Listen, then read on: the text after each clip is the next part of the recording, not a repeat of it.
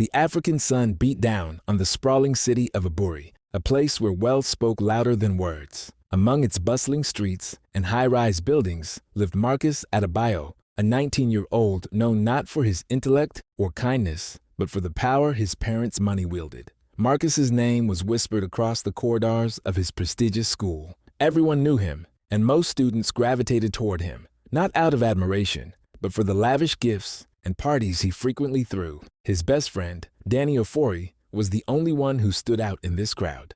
Danny had known Marcus before the money, back when they would play barefoot football in dusty alleys. Unlike others, Danny stuck with Marcus because of loyalty, not wealth. "Marcus, you're late again," Danny called out one morning as Marcus strolled into their shared dorm room. "Chill, Danny," Marcus said with a grin, adjusting his designer sunglasses. "You know these teachers only care about my parents' donations." Danny shook his head. "You know, there's more to life than money," Marcus smirked. "Says the guy borrowing my Wi-Fi password." The school announced a day trip, a much-anticipated event that had the students buzzing. Marcus, as usual, used his wealth to reserve the best seat on the bus and brought snacks that he shared with his entourage. The group made their way out of the city, the scenery shifting from urban skyscrapers to rolling green hills and small, quiet villages. "Hey Danny, pass me that soda," Marcus said, lounging at the back of the bus. "Here," Danny said, tossing it to him. "Don't cause trouble today, okay?" "Trouble? Me?" Marcus laughed. "Relax, man. Life's too short to worry." The bus stopped midway for refreshments in a rural village. Students scattered to stretch their legs, buy snacks, and use the restroom. Marcus, refusing to queue for the public toilets, spotted a dense forest nearby. "I'll be quick," he told his friends, swaggering toward the trees. Danny shouted after him, "Marcus, just use the restroom like everyone else."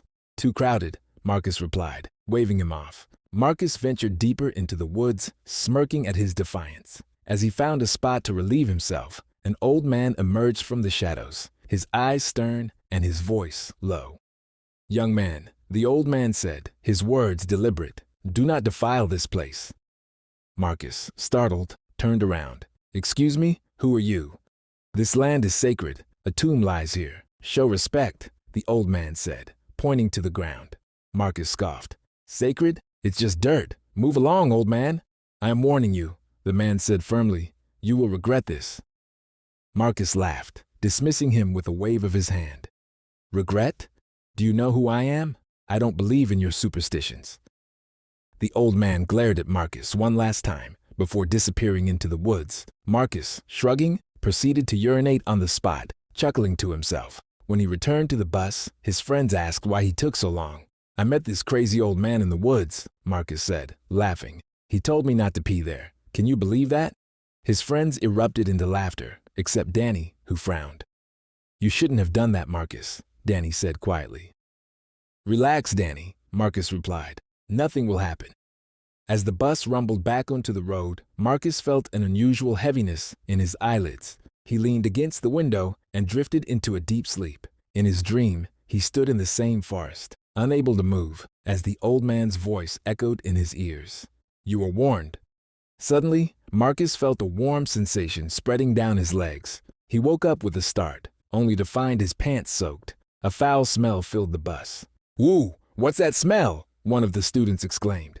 Another student pointed. "Marcus, did you wet yourself?" Laughter erupted around him as Marcus looked down in horror. His face turned crimson and he stammered, I don't know how this happened." Danny leaned in, whispering, "This is no coincidence, Marcus. You need to fix this." That evening, back in their shared dormitory, Marcus sat on his bed, his head buried in his hands. Danny paced the room, his voice filled with urgency. "You can't ignore this, Marcus," Danny said. "What happened on the bus wasn't normal." Marcus snapped. "It's just a freak accident, Danny. Stop acting like I'm cursed." Danny stopped pacing and looked at Marcus intently. "What if you are? That old man warned you, and you mocked him." Marcus stood, his arrogance faltering for a moment. "You think I should apologize? To some crazy old man in a forest? He's probably not even real." Danny sighed. "You don't get it, do you? This isn't about belief, it's about respect." That night, Marcus struggled to sleep. When he finally drifted off, the dream returned. The same forest, The same voice, but this time the old man's words cut deeper. You will pay for your arrogance. Marcus woke up drenched in sweat and in something else. He peeled back the covers and stared at his soaked sheets in disbelief. The stench was unbearable. Danny, awakened by the commotion, sat up and wrinkled his nose. Marcus, again? Marcus stammered. I don't know what's happening to me.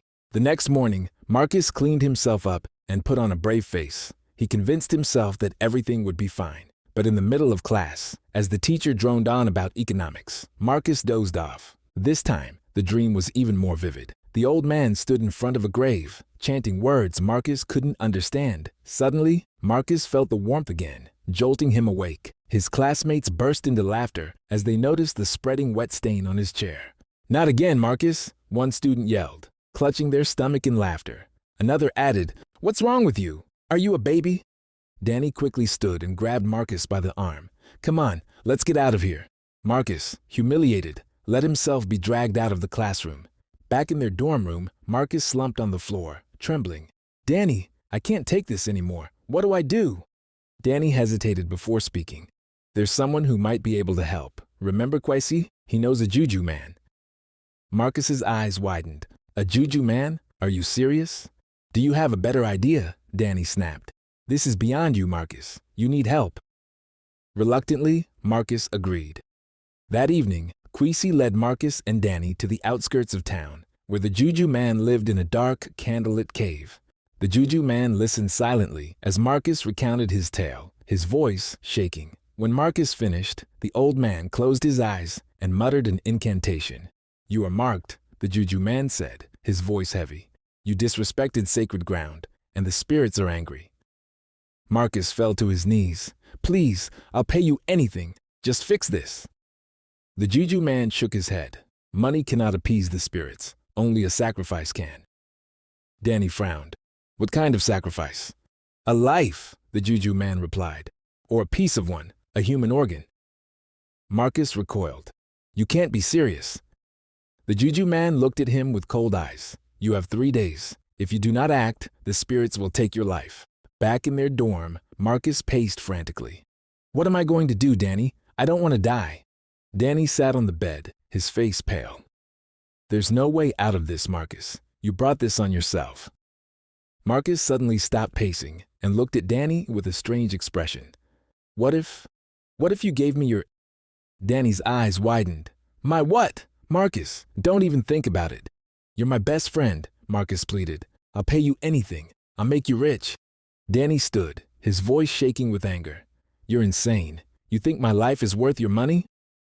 Marcus fell silent, shame flickering across his face. Danny stormed out, slamming the door behind him. Over the next 2 days, Marcus spiraled into despair. He tried to bribe other classmates, but no one would listen. By the third night, Marcus lay in his bed, trembling. The old man's voice echoed in his dreams one last time. Your time is up. When Danny returned to the room the next morning, he found Marcus lifeless on the floor. The news spread quickly, and the school was in shock. Marcus's classmates, once envious of his wealth, whispered in fear about the price of arrogance and disrespect. Danny stood by Marcus's grave days later, tears streaming down his face. I hope you found peace, my friend. As the wind whispered through the graveyard, Danny remained by Marcus's grave, reflecting on the events that had unfolded. He thought of the old man's warnings, the juju man's ominous prophecy, and Marcus's relentless arrogance. The story of Marcus became a cautionary tale in the school and beyond.